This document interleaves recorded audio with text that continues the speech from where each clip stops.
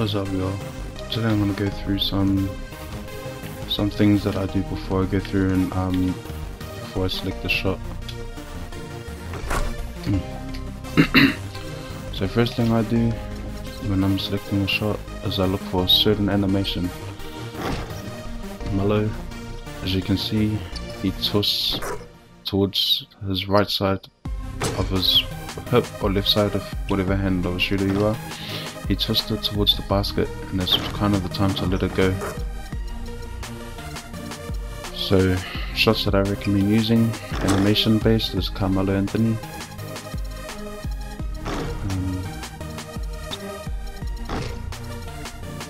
James Harden's a good shot for the 3-point line if you're a left-handed shooter. Wouldn't really recommend using it as a right-handed shooter. That is kind of inconsistent for a right-handed shooter.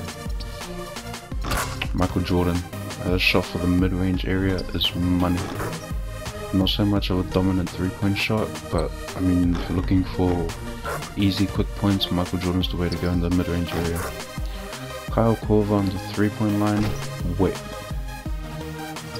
You see, when I look at this shot, the first thing I notice is his legs. His feet kind of, kind of kick back and forward, and to me that's the time to let it go. Let go of shot stick or square. Another one that I love using is Kevin Love. One of my favorite shots since 2K12 rather. This one here is his feet kind of gather really quickly on quick. So if you look at his feet, it comes in together. That's the perfect time to let it go. Another shot that I recommend using is Chris Paul. This one is so easy to time because once he's at the peak of his jump and his right foot starts to kind of kick forward, it's pretty much cash every time. Another one that I like using in the park, not so much pro-am, is John Stockton. John Stockton in the park, as you can see, it's so quick, and once before it gets to the wind up, time to let it go. Now going back to that Michael Jordan theory, how he just shoots in the mid-range area. Release 1 is a clone of Michael Jordan's shot, roll release, and as you can see, it's brought back to the 3-point line. So if you want a Michael Jordan shot that's close to it, release 1. Okay, going into some of my favorite shots that I like using in park and pro-am, release 3. Sometimes I have this on normal because it is ridiculously quick. And this one, it's so easy to time as well. It's kind of just,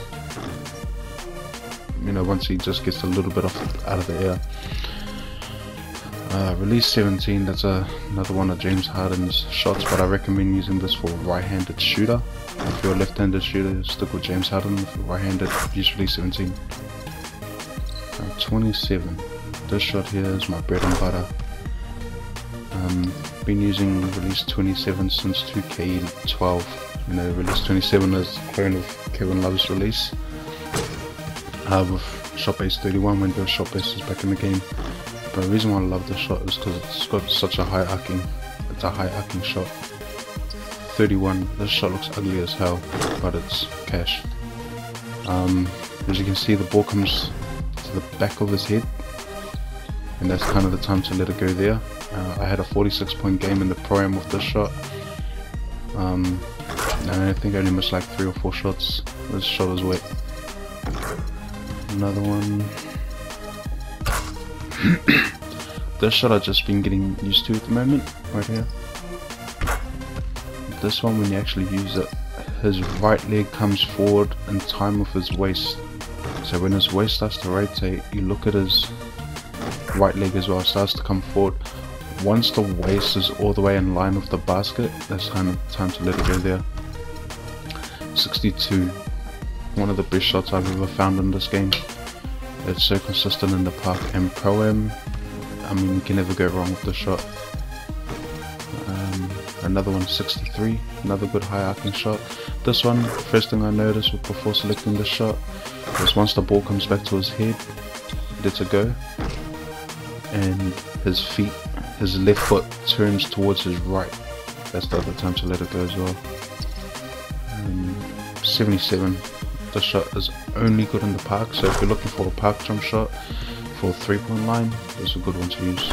And 75 is good too. The thing I don't like about 75 is it takes a while to set his feet. As you see, it takes a while to set his feet, and he goes through the whole motion of bending his legs and jumping up. But once you get the timing down packed and you have a wide open shot with this shot, more likely to go in. I'll give it a 90% chance of going in. 83. One of the shots I've been using since 2K15. Easiest shot to use, easiest animation based shot. And as you can see, it is a recommended shot for the 3-point line. As you can see, once that ball comes back to the top of his forehead, see, bang, lets it go. Bang, lets it go. So once it comes back to the top of his forehead, that's kind of the time to let it go. And yeah, another shot that I probably missed out on is Kemba Walker. Now this shot I recommend using for Pro-Am only. Once you get this shot down pack on the Pro-Am, you're going to have an unbelievable scoring game and shooting performance. I do not recommend using it in the park because it is kind of broken the park. But you know, other than that, the Pro-Am, my career, the shot is wet. See if there's anything else I missed on. Ah, 86. Now this shot is so damn quick. Right here. So I couldn't really find anything with the animation with this shot other than kind of like the same thing with release 3. It's kind of like once his feet gather really quick.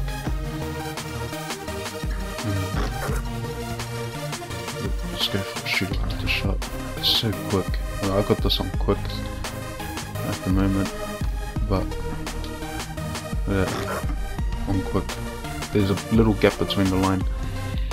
Now the one thing that I noticed with shooting with quick shots is I got it, you know, online you hit a lot more slightly early than what you do slightly late, and on normal you hit a lot more slightly late than normal, slightly early.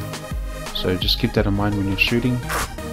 A shot like this, I sometimes chuck the shot on quick or normal, sometimes even slow if I can't get the timing right, but this shot here is unbelievable. So yeah, be sure to check out more videos coming soon. Make sure to leave a like and a comment, and hit that subscribe if you haven't subscribed yet, and I'll be coming out more shooting tutorial videos.